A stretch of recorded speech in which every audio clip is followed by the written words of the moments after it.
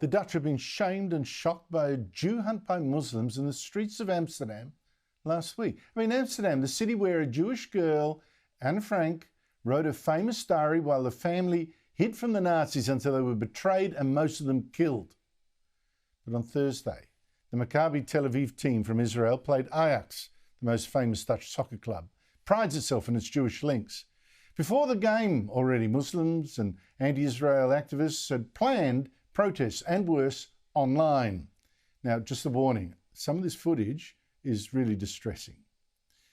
Adding to the tension, some Israeli fans chanted support for Israel's war and tore down one Palestinian flag. There are reports that some also brawled with the taxi driver, many of whom in Amsterdam are Muslim, as I saw for myself this year. Most Muslim, I would say.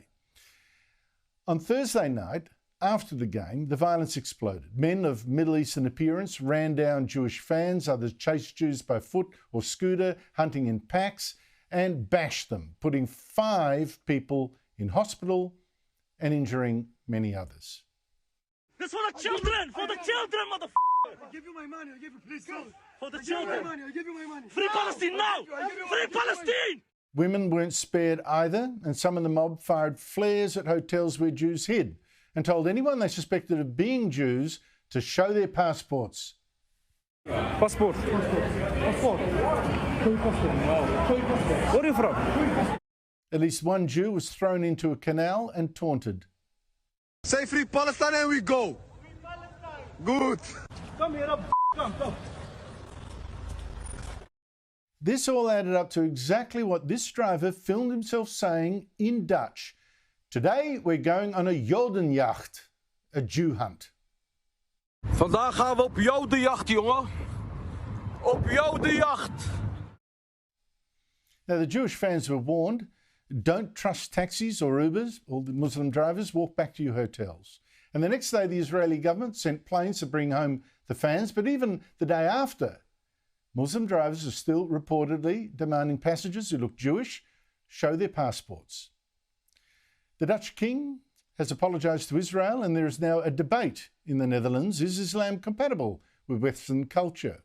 Indeed, Geert Wilders, the head of the biggest political party in Parliament, tweeted, "Looks like a Jew hunt in the streets of Amsterdam.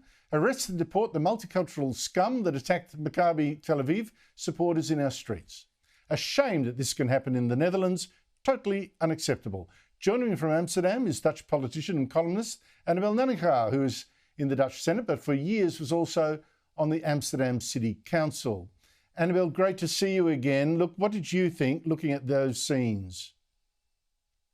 Well, first of all, I was overwhelmed with disgust and fear and tremendously worried about how will we ever make this right, because the images you showed, the footage speaks for itself.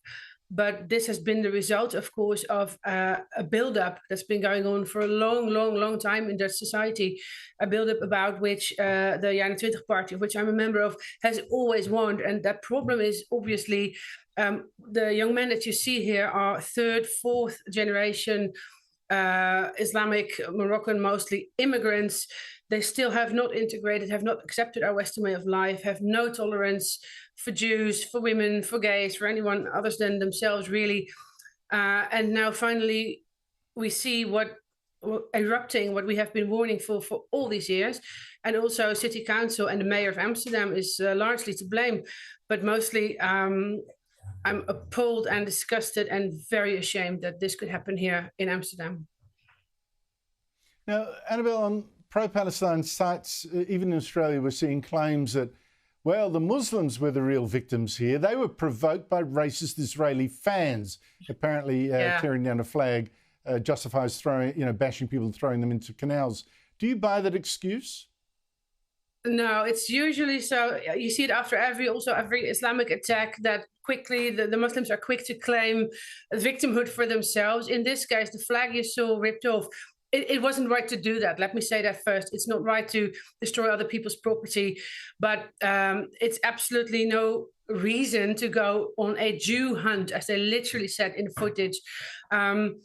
There were a few Maccabi supporters that did some shouting and rioting and pulled down the flag, but there were about a dozen cops, riot police and cops, that spoke to a famous Dutch crime reporter for the largest Dutch newspaper, and they all stated this is absolutely not true, that the Israeli fans were in any way responsible or provoking these types of attacks.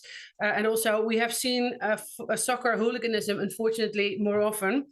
And it has never led to packs of people hunting down people from a certain country or certain ethnicity in the streets, aided by cab drivers who were telling them exactly in which hotels the Jews were to be found.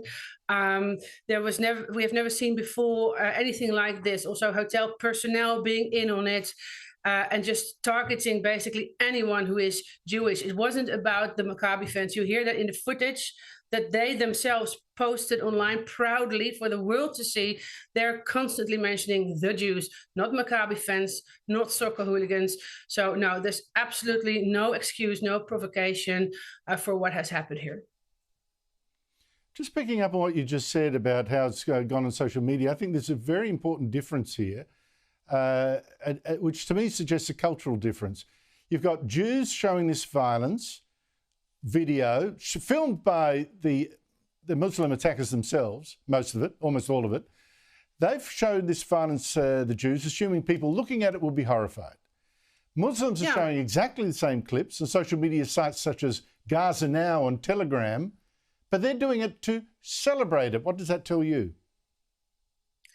Well, it's an echo of what we have unfortunately also seen happening in Israel itself, not only on October 7th, but every time also in the intifadas when Palestinian terrorists make victims or hurt people, they will share the footage, they will celebrate it, and they want not only to show their dominance in the streets here, they also want us to be terrified. Well, I can tell you, I've been in touch all weekend with many Jews in the Netherlands, in Amsterdam.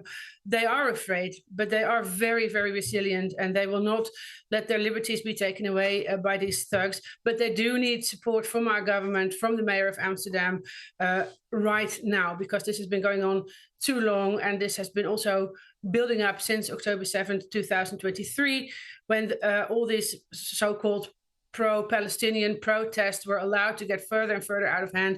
And now this is what you get. Well, speaking of that, I mean, you've now got a new government that includes Geert Wilders' anti-immigration party. That's the biggest party in the parliament. And yet, I mean, he's been frozen out of being prime minister with the coalition deal, but I have not yet heard a plan to deal with this. I mean, Amsterdam being turned into a city that's not safe anymore for Jews. I mean, seriously, what is to be done?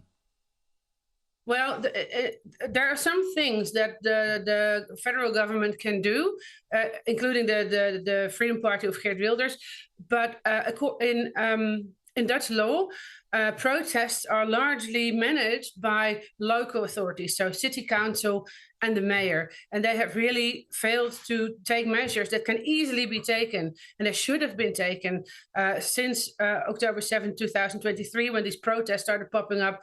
That's all in the mayor's domain to do so. For instance, not wearing any face coverings while protesting, not shouting certain genocidal logos, not having railway stations filled with protesters. These are all things that the local authorities needed to do, and we also proposed those. We are, as a party, in city council in Amsterdam.